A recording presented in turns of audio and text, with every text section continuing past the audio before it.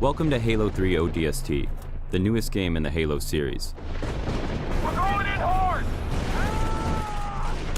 But this time, Master Chief isn't here to save the day. You're a human soldier, but not just any soldier. You're an orbital drop shock trooper, an ODST. ODSTs drop behind enemy lines, from miles above the surface of a planet. In this short, we follow the journey of one soldier, Tarkov, from the moment he is inspired to become a soldier, through his coming of age on the battlefield, and as he becomes a leader. Our story begins with a military funeral. Bungie, Halo's developer, collaborated with the Academy Award-winning costume designer from Saving Private Ryan and Band of Brothers to design a Halo-style honor guard uniform, complete with special insignias and rank displays. Legacy. The studio behind movie villains like The Alien and Terminator used 3D models created by Bungie to create accurate replicas of the same weapons, armor, and enemies that appear in the game, down to the smallest detail. We had about 30 people working on this for about 2 weeks to go from digital files to full wearable costumes, which was a tremendous effort. Fortunately, we got some help from Bungie. They gave us some files, and from those digital files, we were able to rapid prototype. Included was the game's newest weapon, the silenced submachine gun. They also created the special ODST armor from the shiny new version right off their assembly line to the battle-scarred version worn by the characters in the short.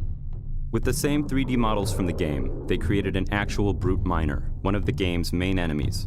Its facial expressions were controlled by tiny motors linked to a remote control. The brute even has its signature spike rifle.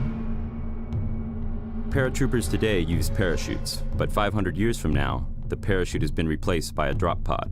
Drop pod is a single-man method of insertion, so you can think of it almost as a manned bomb. This is the way that ODSTs insert into battle. They drop in from orbit in single-man pods, the doors blow off, and they come out fighting. To replicate a drop, an interior section of a single pod was built.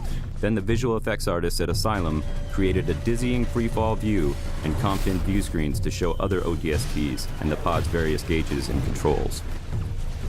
But some of the biggest stars of the film were the various locations. The battle scene was shot at the bottom of a strip mining coal operation. This location served as the planet where our rookie ODST has his first drop. With some help from the pyrotechnic crew, Asylum created the intense firefight, falling drop pods, Covenant Banshees, and of course the climax of Tarkov's encounter with the Brute.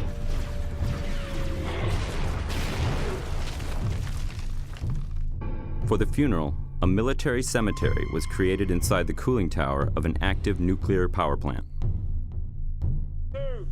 Just outside the tower, a mud pit, an obstacle wall, and a razor wire course were created to simulate ODST training.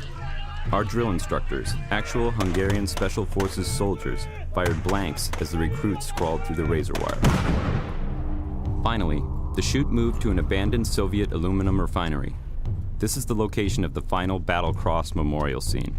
Tarkov, now older, pays his last respects to a fallen squad mate, then leads his young soldiers into battle once again.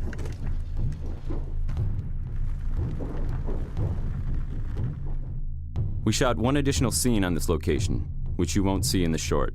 In fact, you will only see it here, right now.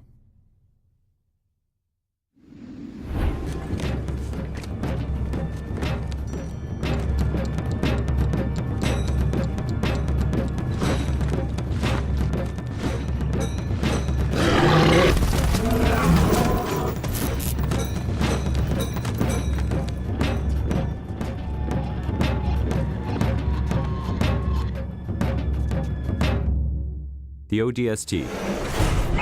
Join them and drop into hell. We're going in hard! Feet first.